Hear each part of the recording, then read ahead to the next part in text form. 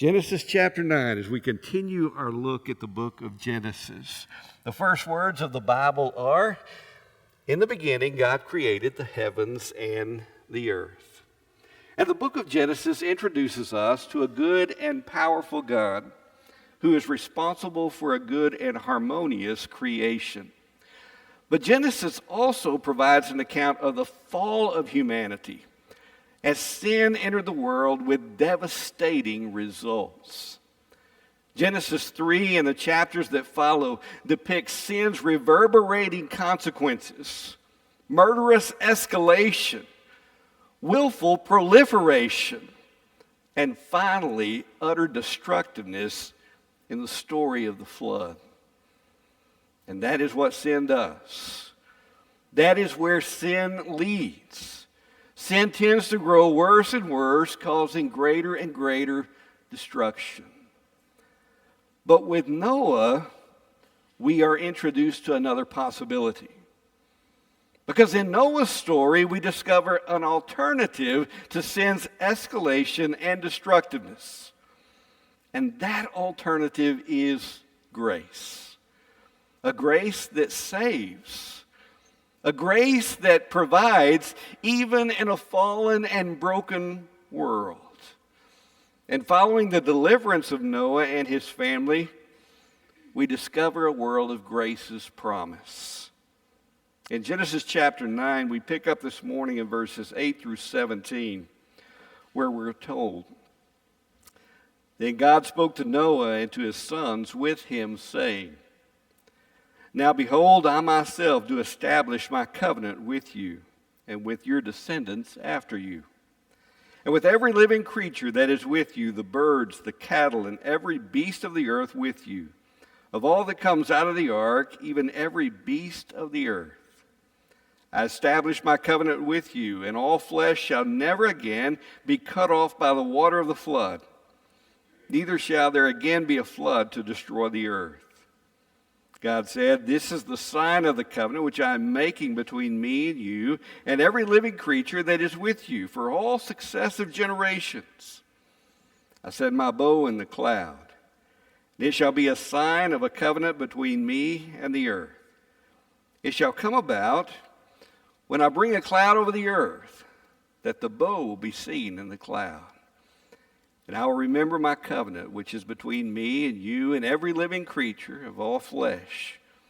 And never again shall the water become a flood to destroy all flesh. When the bow is in the cloud, then I will look upon it. I will remember the everlasting covenant between God and every living creature of all flesh that is on the earth. And God said to Noah, This is the sign of the covenant which I have established between me and all flesh that is on the earth. Now, in this passage, God used the term covenant again and again. In fact, it occurs 7 times in these 9 verses. In verse 9, in verse 11, verse 12, verse 13, verse 15, 16, and again in 17. You think there's an emphasis here? A covenant is a solemn promise. So after the flood, to a fallen world prone to sin and corruption, the God of grace extends a universal promise. Verse 9 and 10, Now behold, I myself do establish my covenant with you and with your descendants after you, and with every living creature that is with you, the birds, the cattle, and every beast of the earth with you, of all that comes out of the ark, even every beast of the earth. God here promised that there would never again be a watery judgment like the flood. Now, people have always dreaded the possibility of some kind of worldwide catastrophe. In ancient times, the terror of an earthquake, the flooding of a river, the eruption of a volcano, the destruction of a tsunami, or even the darkness of an eclipse seemed much more than a temporary threat or danger that would ultimately pass. These were terrifying events that threatened an end to everything. And this fear would have been compounded by the actual experience of a world-destroying flood.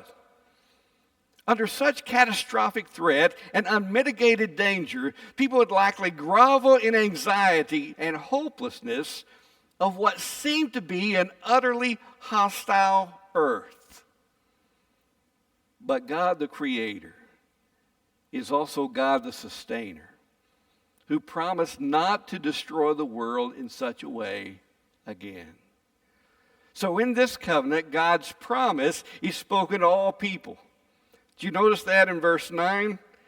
I myself do establish my covenant with you and with your descendants after you. God's covenant was made with all humankind in all times in the form of a promise to Noah, his family, and their descendants. Now, promise is established in relationship. It's something that's made from one party to another. And this promise is an illustration of how God engages with people.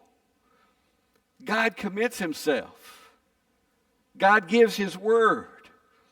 And the remarkable thing is that the eternal God makes his promises to human beings. So once again, Noah hears from God. He's let in on the heart and mind of God. And this time, his two sons are included as well. And this time, it's not a warning of judgment. It's the extending of a gracious promise. But to experience the benefits of a promise, that promise has to be heard. That promise has to be received. A reminder of the tremendous possibility for fellowship with and reassurance from the eternal God.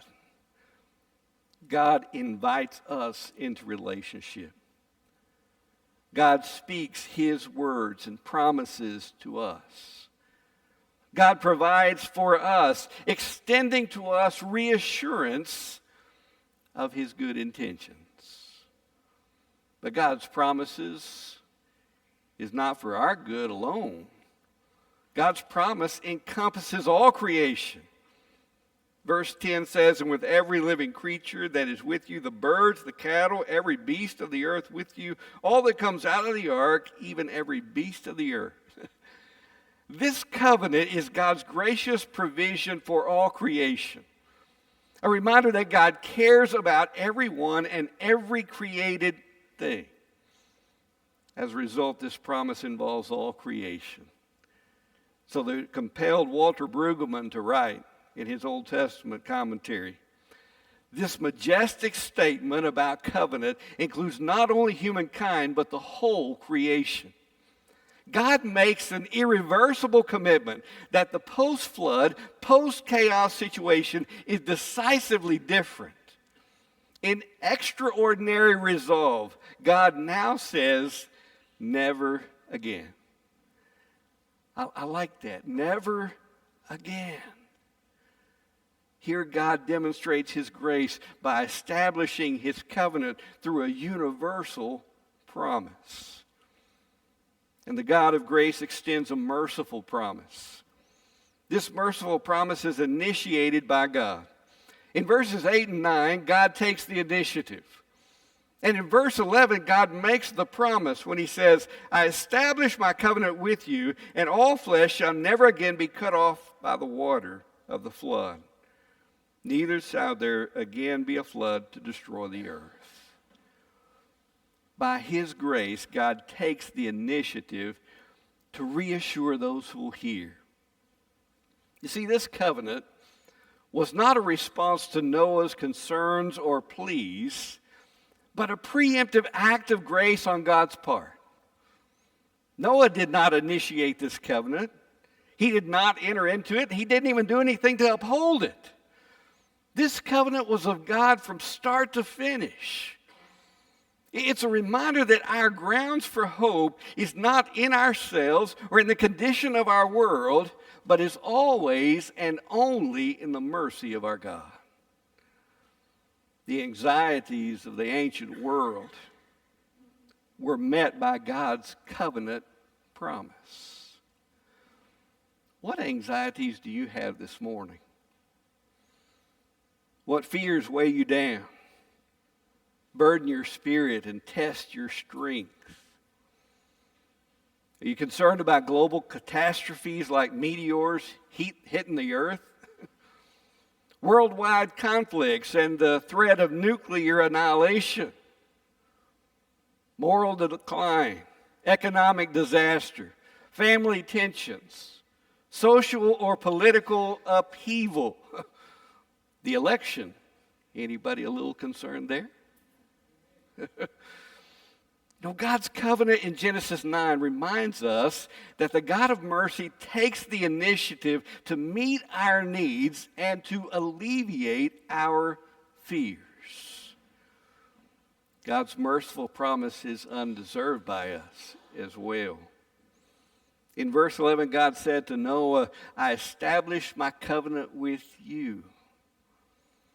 Now, Noah received high praise in the story of the flood.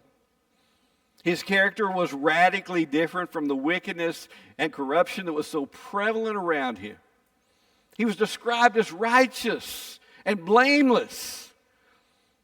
But he and his sons were far from perfect, as the story goes on to reveal. But I want you to know this was no surprise to God. In fact, in Genesis chapter 8, verse 21, God had acknowledged that even after the flood, the intent of man's heart is evil from his youth. So God's kindness is extended to those who have no claim upon it. How do I know? Well, it's not just the experience of Noah and his family. I've experienced God's mercy. You all have experienced God's mercy. And none of us have deserved it. But God, in his mercy, graciously provides, protects, sustains, and reassures. God pledges himself for our good. And this merciful promise in Genesis 9 is unconditional in nature. You see, a covenant is a promise, or in some instances, an agreement. And in some instances, those agreements are conditional. In conditional promises, God states, if you do such and such, then I'll do such and such. In those kinds of covenants, a particular response is necessary and expected. But in the covenant promise of Genesis 9, there are no conditions. It's simply never again. No ifs, ands, or buts. This is God's solemn promise. A reminder that some of God's promises don't depend on human response. Some are given simply out of the mercy of a gracious God. And this merciful promise is significant in its application. This promise is made to all people, all life, the whole world. It's a promise that relates to everyone, everywhere, in every time. It includes all life in the whole world for all time. This covenant, this gracious promise that God makes, turns judgment into grace. And the God of grace extends a confirmation of that promise. In verses 12 through 17, God gives a sign. A rainbow shining brightly and beautifully across the sky. Now, the Hebrew term bow in this passage is the same term used for a war bow, a regular bow that's used to launch arrows in ancient battles. And we can see the image of a rainbow as the bow curves across the sky with the string laying flat across the ground. And so this image of a war bow offers a vivid depiction of what's going on in this promise. In God's grace, he is laying aside his war bow as an instrument of judgment so that it is no longer upright. drawn or ready to fire. Instead, the string lays flat and is rendered unusable, thereby signifying peace. You see, in the rainbow, we are assured that God remembers his promises. Look at verses 14 through 16. It shall come about when I bring a cloud over the earth that the bow will be seen in the cloud.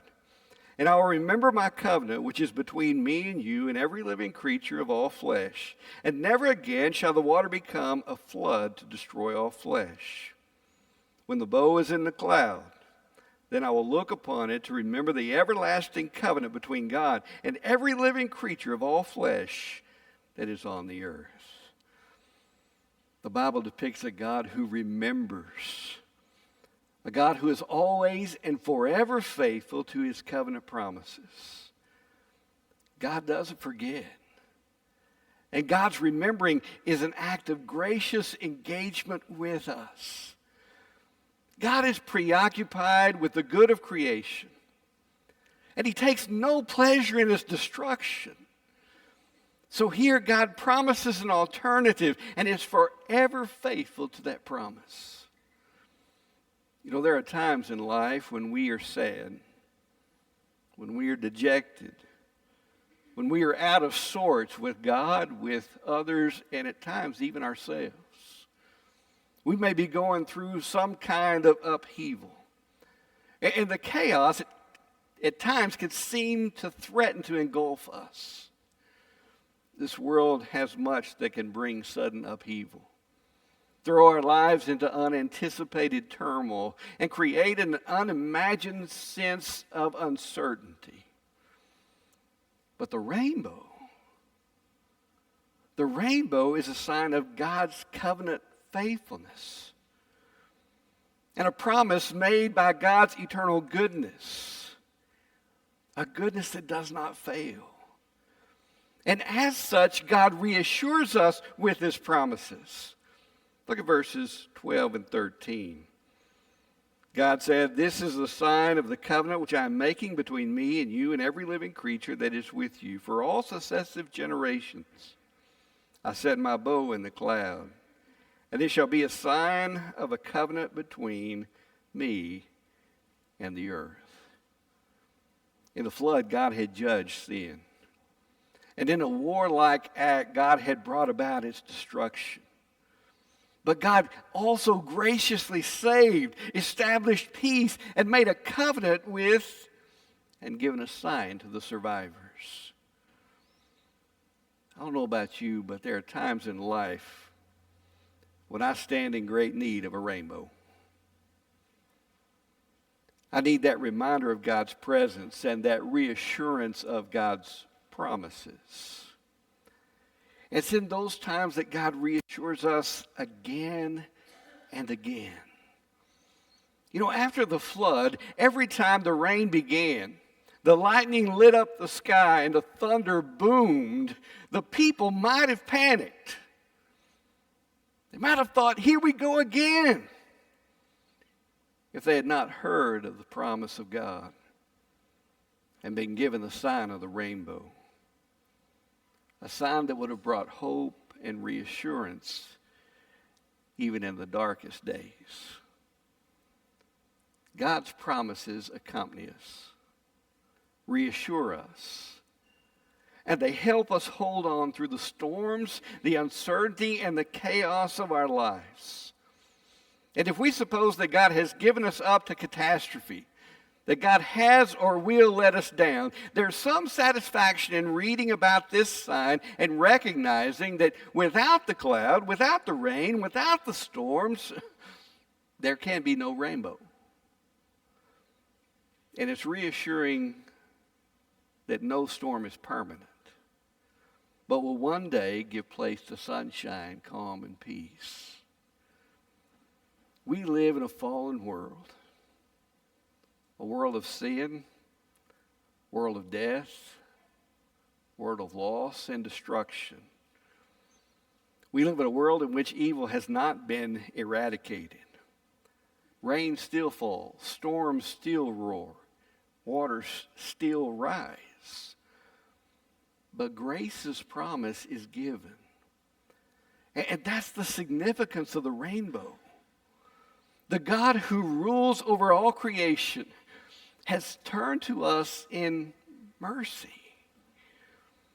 Without the promise of grace, hope would be lost.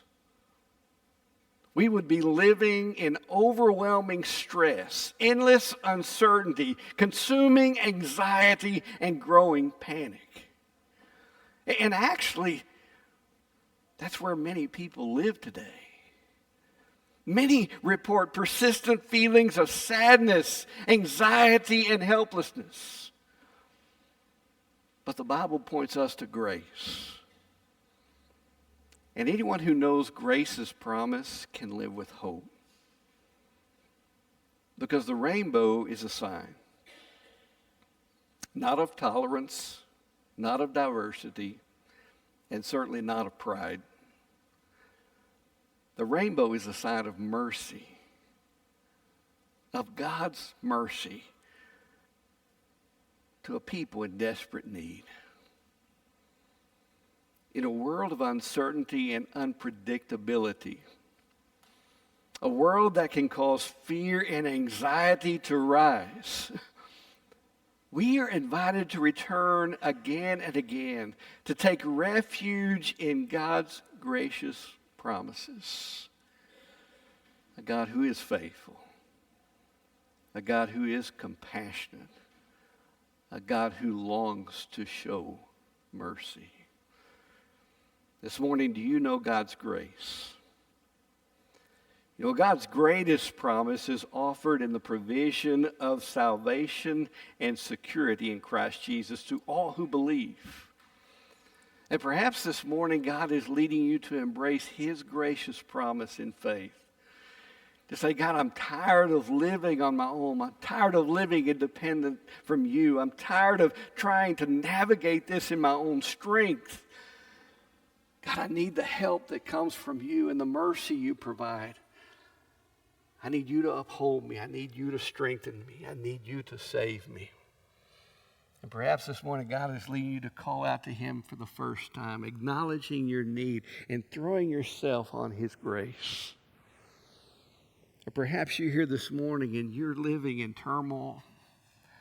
Boy, you're anxious, you're overwhelmed. There's an alternative to that. We can experience the assurance of God's grace in this unpredictable and tumultuous world. We can lean on His promises. But even God's unconditional promise has to be received in faith to be meaningful. You see, a sign of mercy, a sign of grace, a sign of reassurance of God's kindness to us has to be embraced. It has to be received. How are you at receiving and resting in God's promises? In trusting what God and God alone provides. Perhaps you're here this morning and you're overwhelmed with the chaos and uncertainty of life. Will you allow the promises and provision of God to bring you hope, security, and stability? It's a hope, security, and stability that cannot be found in anything in this world. Can't be found anywhere else but in a faithful God who extends His covenant to us in His grace. Allows us to come to Him, rest in Him, depend upon Him, and walk with Him in faith. Perhaps you're here this morning and God's leading you to turn those burdens over to Him. There's so much we don't control. We're called to do our part and leave the rest to Him. And that's good news because He's perfectly capable. Maybe this morning God is calling you to leave it at His feet. Dependence on His promises. Or perhaps you're here this morning and you're seeking a church home. A place where you're encouraged to look to and depend upon the graciousness and faithfulness of God. where you're encouraged to turn your eyes upon Jesus and look full in his wonderful face. Or perhaps you're here and being led to worship, to renew a spirit of worship of a God who is faithful, faithful to walk along beside us, faithful to walk with us, faithful to reassure us, faithful to provide for us in his grace. And I guarantee you, when we know God in that way, we are moved to worship. We are compelled to praise him because of who he has revealed himself to be. However God may be leading you to respond this morning, whether here at the front or there in your pew, I invite you to do so. As John comes to lead us in our hymn of invitation, would you stand together as we sing, "Turn Your Eyes Upon Jesus"?